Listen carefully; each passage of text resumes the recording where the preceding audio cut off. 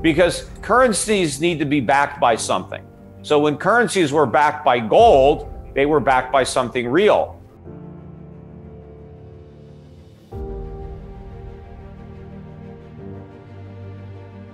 Let me just come back to gold for a second, because obviously a number of central banks around the world have been acquiring gold, and in fact, many other people, even in some Asian countries particularly. What do you think is there a sort of a drift away from the US dollar? Oh, absolutely. I mean, right now it's a drift, but it's going to gather momentum. I mean, the smart central banks are buying. But what I think we are headed for is a remonetization of gold. The U.S. took the world off the gold standard with Bretton Woods. But then we broke our commitment to the world in 1971 by defaulting on gold backing.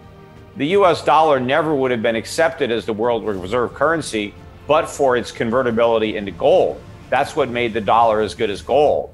So I think the next step, now that we have so massively abused the privilege that the world has given us, I think the next step is for the world to go off the dollar standard and back to the gold standard, which is the standard it was on prior to Bretton Woods. Because currencies need to be backed by something. So when currencies were backed by gold, they were backed by something real. When currencies that were backed by the dollar, that was backed by gold, they were still backed by something real. Through the dollar, the world was still on the gold standard. But now you have currencies backed by dollars that are backed by nothing. So if you back your currency with something that's backed by nothing, then you've got no backing to your currency. And this is the problem with the modern monetary system, is there's no real anchor. There's no real value to the money. And so it can just be created at will. And you have the potential for a loss of confidence, which is where we're headed. So I think the world remonetizes gold. And in order to do that, the price of gold is going to have to rise substantially from its current levels. Otherwise, the only way it's possible is if the price of everything else collapses. And I think that's less likely than the price of gold rising to where it would need to be, given the current level of prices for other assets and consumer goods. Right, and you, I think, have expressed a view that it could be $5,000. Well, no, I think it'd be a lot higher than that. Okay. More like 10 to 20,000. And of course, it's a moving target because it depends on when the remonetization occurs. Because between now and then, a lot more fiat currency can be created. And so really what gold is doing, gold's not going up. It's just letting you know how much value all these fiat currencies are losing. And so the more they print, right, the more unit of each currency would then be required to buy an ounce of gold, because the global supply of gold doesn't really change very much. I mean, it grows slightly on a year-over-year basis, but money supply can just grow exponentially. So if they just keep printing more money, well, that doesn't mean there's any more gold. So now all that gold just has to, go to more and more money. And so the price of gold just has to go up for the market to clear.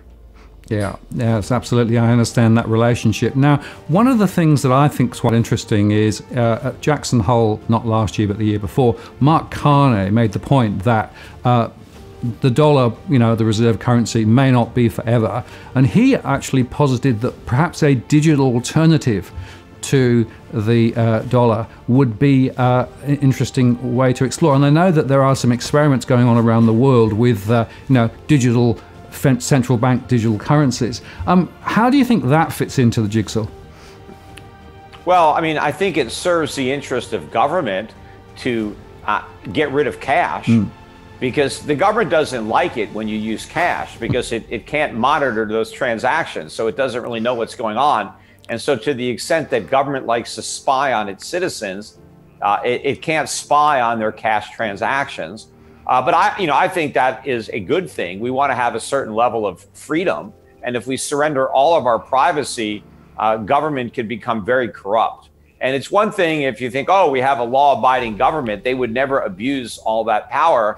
But the minute you give them that power, it's the government that becomes the lawbreaker. And then anybody that opposes that, if you're a freedom fighter, well, you become a terrorist. So I don't like the idea of having no cash. And also, to the extent that they try negative interest rates, At least if you have cash, well, you could take the cash home and put it under your mattress and not have to pay the negative interest rates. But if you have no cash alternative, if you have to keep all your money digitally, well, they could just start subtracting from your balance, until you do what they want. So I don't like the concept of a digital fiat currency. It's not an improvement over what we have now.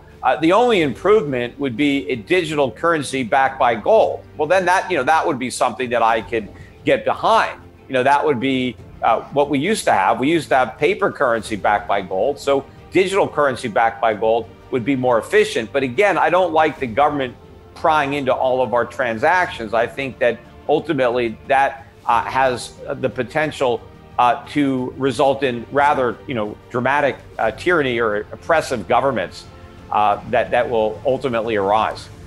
Now, one other question with regards to other asset classes. What about US bonds and I guess government bonds around the world? In this world that you're portraying, where gold becomes ever more critical, presumably bonds become less critical.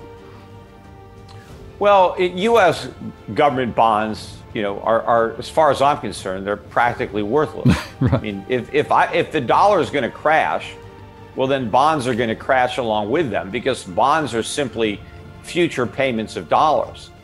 And so people will lose even more money in U.S. treasuries than U.S. currency, because when you have a U.S. treasury, let's say it's a 10-year maturity, you have to wait 10 years to get your money. Well, the dollar can lose a lot of value while you're waiting. And of course, if you have a 30-year treasury, well, 30 years, the dollar may have no value at all 30 years from now.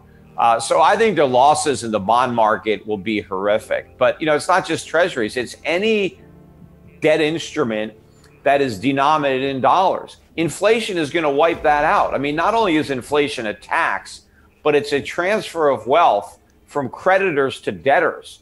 So the people that have borrowed in dollars are going to have their loans forgiven.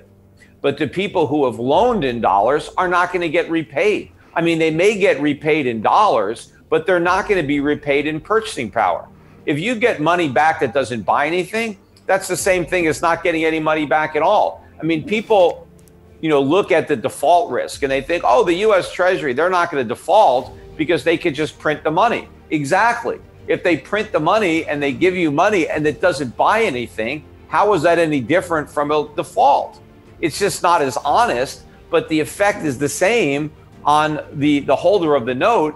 They can't buy anything with their interest payments or their principal. So, if you're listening to this interview and if you own any US dollar denominated debt, get rid of it now while there's still someone dumb enough to buy it. You don't want to get caught holding it when the music stops.